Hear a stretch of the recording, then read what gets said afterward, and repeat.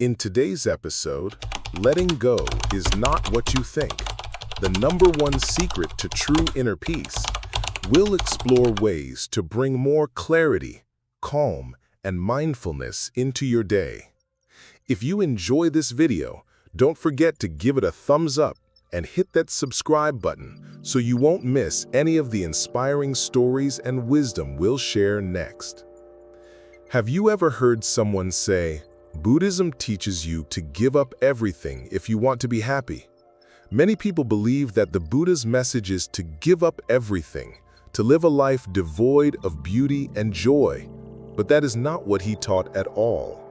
If I told you that you don't need to give up anything to find peace, would you believe me? The truth is much deeper and much more liberating. When the Buddha spoke of letting go of attachment, he was not telling us to throw away everything we hold dear. Instead, he was pointing to something deeper, something inside us. Think about it. You can give away everything you own and still feel pain and longing for what you have lost. That shows that attachment is not about the material things themselves. It is about the mind, about how we hold on. So today, I invite you to open your heart and challenge that old belief.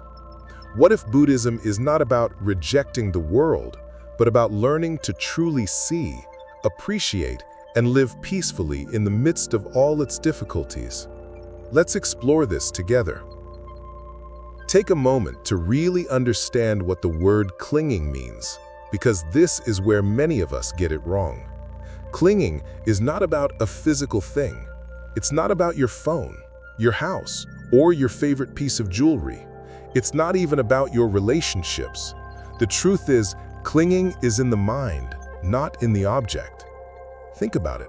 How many times have you lost something, perhaps a gift from someone special, and months, even years later, you still feel a pang of pain when you remember it?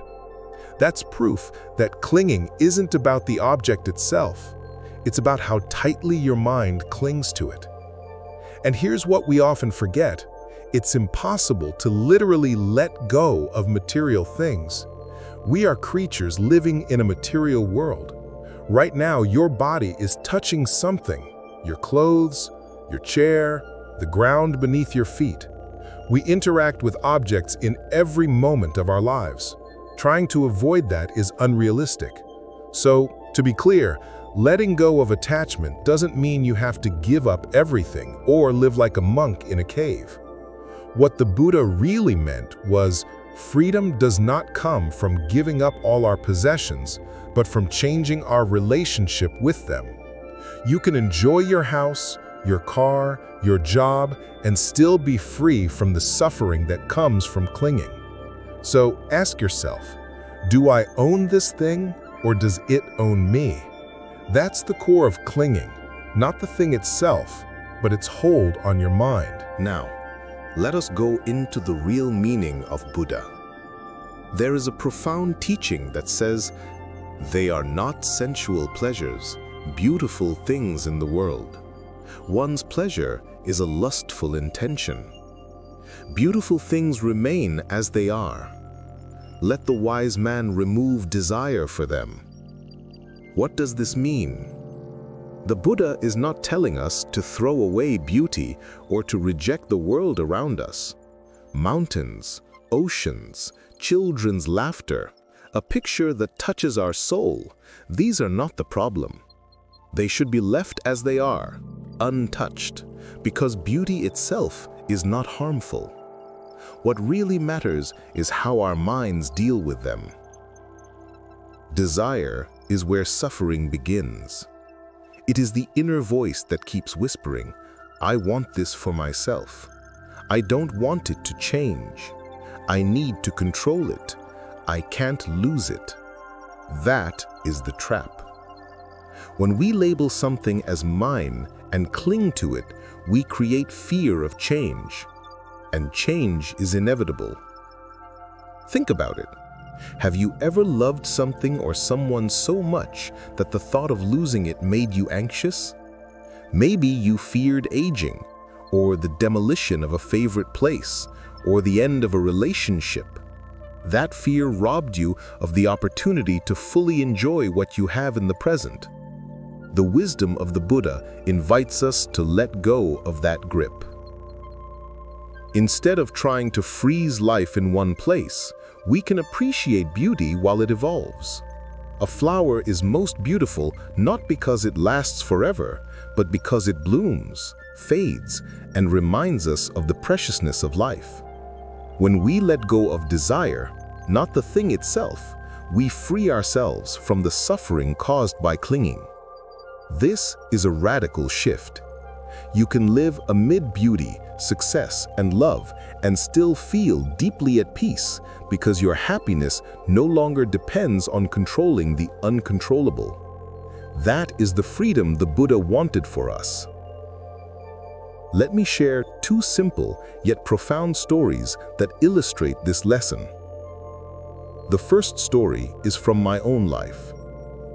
Years ago, I had the opportunity to climb a spectacular mountain in Sri Lanka. When I reached the top, the view was absolutely stunning. Miles of valleys, mist dancing on the hills, and the sun filtering through the clouds in golden rays. I was so moved by the beauty that I wanted to capture it forever. I reached for my camera, determined to capture this moment. But as I rummaged through my bag, looking for the perfect angle, the mist rolled in. Within minutes, the entire view was gone. I stood there in frustration, realizing that in my rush to capture the moment, I had missed out on experiencing it fully. That's what desire does. It pulls us away from the present and robs us of our true presence. The second story is a classic. A little boy found a cute little rabbit by the side of the road. Overwhelmed with emotion, the boy picked up the rabbit and held it close to his chest, afraid to let go. But the tighter he held it, the more pain he caused the rabbit. Sadly, the little rabbit did not survive. The boy's love was genuine, but his fear of losing the rabbit caused him to destroy the very thing he wanted to protect. Both stories have the same lesson. When we cling too tightly, whether to a moment, a person, or an object, we lose sight of its true beauty. Life is ever-changing, and when we try to freeze it in one place, we often cause suffering, both to ourselves and to others. So, ask yourself, how many moments in your life have you missed because you are so focused on holding on? What relationships or experiences have been strained by fear or control?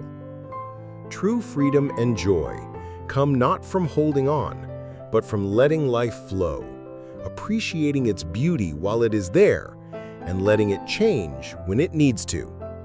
That is where peace begins. So, what does letting go really mean? It's not about throwing everything away or living without love, beauty, or comfort. Letting go means letting go of our expectations that life, people, or things will always be the same. It's about letting go of our grip and letting life flow. When we let go of this need for permanence, something magical happens. We finally begin to experience the world as it is, not as we wish it to be. Think of sunsets. We love sunsets not because they last forever, but because they are fleeting. That's what makes them magical. The same is true of every moment in life. The laughter of a child, the smell of fresh coffee in the morning, a conversation with a loved one. When we stop clinging, we can truly be present. Letting go is not cold or distant. In fact, it is the opposite. It frees us to love more deeply because we are no longer paralyzed by the fear of loss. We begin to see the beauty in change instead of resisting it. We become observers of the natural rhythms of life, birth, growth, decline, and instead of resisting it, we find peace in its flow. Ask yourself, What would your life be like if you could appreciate things without needing them to last forever? That is the essence of Buddhist wisdom. When desire subsides, joy grows. Letting go doesn't mean you stop caring. It means you care without clinging, love without fear, and live with a sense of freedom that no one can take away. So the truth is, letting go of attachment is not about giving up everything you own or running away from the world. It is not about rejecting love, relationships, or good things. Letting go is an inner transformation, a mental and emotional freedom. It is about learning to accept change as a natural part of life, loosening the tight grip we have on ourselves, and seeing the world as it is, not as we wish it to be. Imagine what life would be like if you stopped resisting change. Instead of fearing the end of something good, you would enjoy it while it was still there. Instead of clinging to success, you would enjoy your achievements without being crushed by the pressure to hold on to them forever. Letting go doesn't make you cold or distant. It makes you present. It allows you to appreciate every moment, every person, every blessing, because you are no longer weighed down by fear or greed. Think about it. The happiest people are not those who own the most or control the most. They are those who live with open arms, taking life as it comes and letting it go as it goes. That is the essence of Buddhist wisdom, not escape, but freedom. So as you move forward, try this shift. The next time you feel yourself clinging, stop and ask yourself, what if I just let things be? You will discover a deeper peace and a richer joy than any possession or achievement could ever bring. True freedom begins in the mind, and once you let go, you will find life becomes lighter, more beautiful, and infinitely more precious. Did you feel more at peace after listening to this story? If today's sharing touched your heart, don't forget to click like to spread peaceful energy to more people. Subscribe to accompany the channel on the journey to find peace and wisdom. And if you have any thoughts or stories that you like, please leave a comment below. Maybe your story will be a source of inspiration for someone who needs a little peace.